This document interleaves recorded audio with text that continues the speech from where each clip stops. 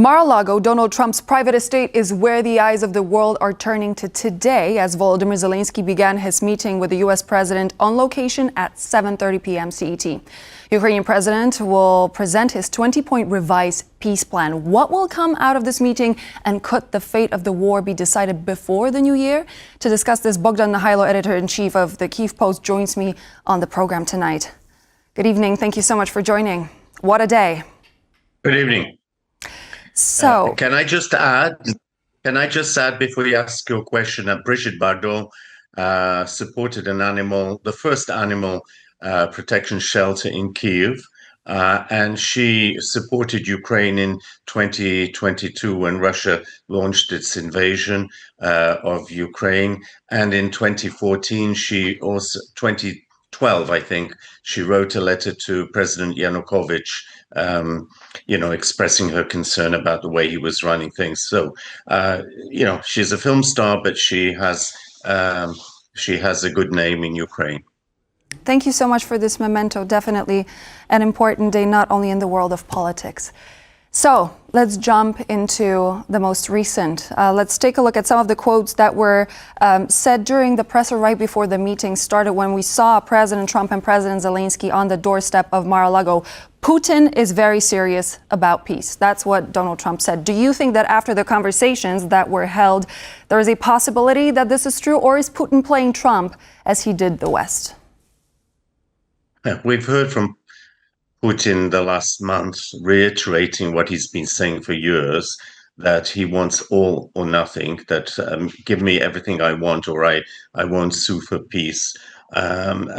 His press conference on the 19th of December, where he made it very clear that he'll continue the war unless he gets what he wants. The so-called historical lands of Russia. Is Poland a historical land? In the 19th century, it belonged to the Russian Empire. Where does it begin and where does it stop? He keeps going on about this, and Trump acts like an idiot and pretends he doesn't know history and pretends this is okay.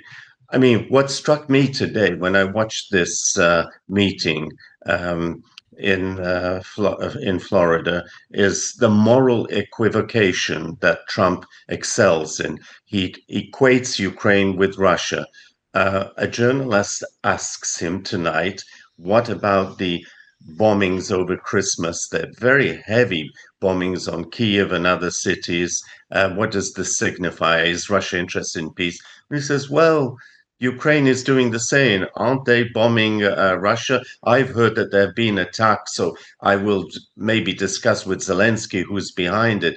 It's the moral equivocation. He doesn't make a distinction between the aggressor, the imperialist, and the defender, a European country defending itself. And this is what is disgusting. So when I watched it tonight, hoping against hope that perhaps there would be a different tone, given the strong European support and Canadian support behind Zelensky, that perhaps there would be a slightly different tone in Trump's statements, especially as he's under such heavy attacks at home, Epstein, the economy, falling ratings, etc., etc. But no, it's the same line, the kind of, you have to give, he has to give, but we expect you to give more, the old sort of story behind the scene of he has the cards, I have the cards, you don't have the cards, Zelensky. Pathetic start. We also heard some more from Mr. Trump. He said security agreements will be strong. What kind of security agreements are we looking at? Do we have any potential guesses about what could that be? What would Donald Trump have in mind?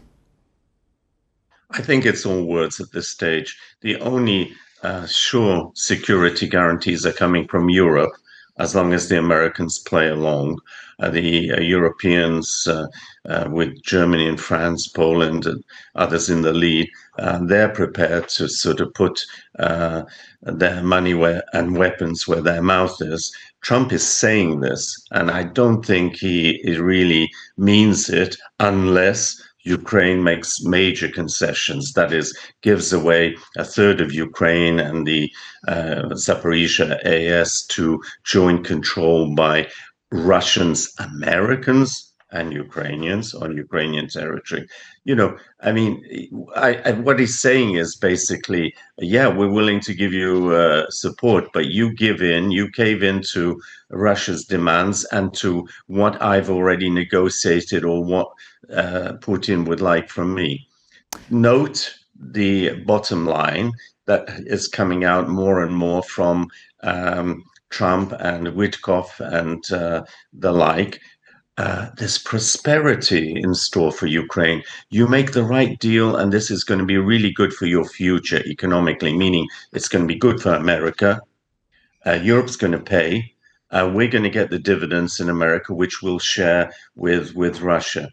I mean, we can't be fooled. We have to read between the lines and know what he's actually saying and what he means.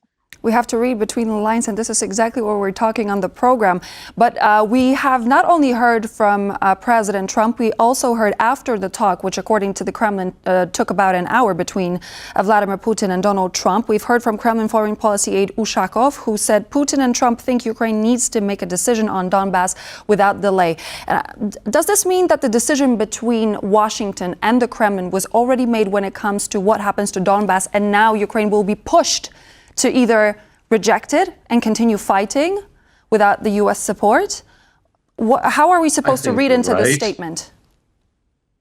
I think you're right, and it's based on a fundamental misunderstanding by Trump and his cohorts about what this involves. Ukraine is and has said repeatedly prepared to go for a ceasefire along the existing lines, right?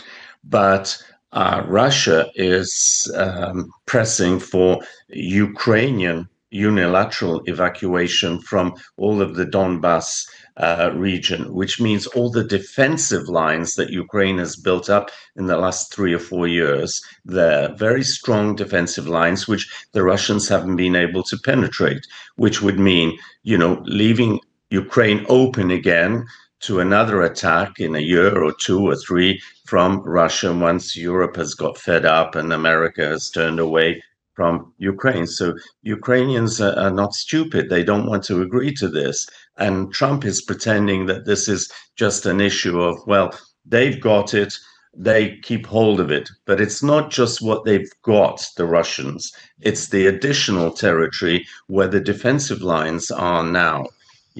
Zelensky has said, we will not de jure legally accept the occupation and the acquisition as occurred with Crimea, say, of Ukrainian territory. We will agree to a ceasefire, and the future will decide what will happen eventually by diplomatic means, not war means. But Trump is basically playing into Moscow's hands by saying, give them everything they want and be happy with what you've got. We'll support you. We're going to get a huge chunk of economic dividends from helping you in any case, but be happy with what you've got and be quiet. But following what you just said, I mean, do you think that Ukraine could potentially really believe that those security guarantees are going to materialize when the need arrives, when the need occurs? I mean, is it fair to ask Ukraine to be able to trust the West, especially considering the Budapest Memorandum, then the failed Minsk Agreement? I mean, we've seen this pattern happening over and over again. So what security guarantee could be enough at this point to make Ukraine go and say, listen, we agree, let's sign?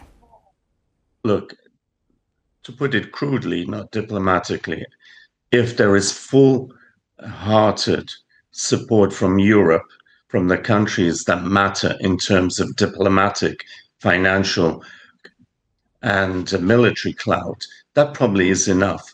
And, Europe will also have to face up to the fact that the America is drifting away. And even if Trump is somehow removed for health reasons or other reasons, there are other, even more threatening and frightful perspectives with Vance taking over, who is even more rigid in his pro-Russian, anti-European, anti-Ukrainian stance. So Europe has to get its act together to stand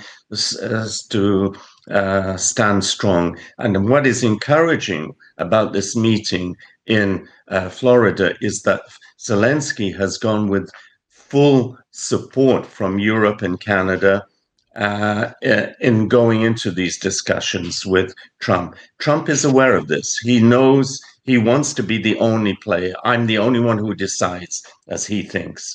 But that's not what the world is about anymore. Maybe 2 years ago, a year and a half, when Europe was sluggish, much of Europe was sluggish in supporting Ukraine. But right now, with Germany activated, with France, with Poland, with Scandinavian countries, Finland, I think Ukraine is in a stronger position to hold its ground than it ever was before during this war. It brings to mind the recent words of Chancellor Friedrich Merz, who said that this could potentially be the end of Pax Americana. Just before we go, really shortly, we've heard from President Zelensky, who on his X platform posted on December 26th, a lot can be decided before the new year. Do you share the same belief as President Zelensky? Well, we'll see today, but I don't expect too much. But again, the ball is now in Europe's court. Let's be honest. Trump is preoccupied with his own domestic problems, with his Epstein issues, falling ratings, etc. He would like to get a quick win, a quick coup in Ukraine, but Ukraine is not ready for that. I mean, too many people have died. Too much destruction has happened, and now Europe has woken up in this last year, and especially in the last 6 months. And Poland has been among those who has always told them, look, wake up, this is, and fortunately, Britain, France, Germany, Scandinavia, Finland, as I've said, are strongly behind Ukraine. And that coalition of the willing is strong. And we have to rely on that and not so much on today's Washington. Hopefully, maybe things will change in Washington in a year or 2 or 3's time, but not at the moment. Thank you very much. Bohdan Nahaylo, editor-in-chief of Kyiv Post, was my guest on the show. Thank you for joining. Thank you.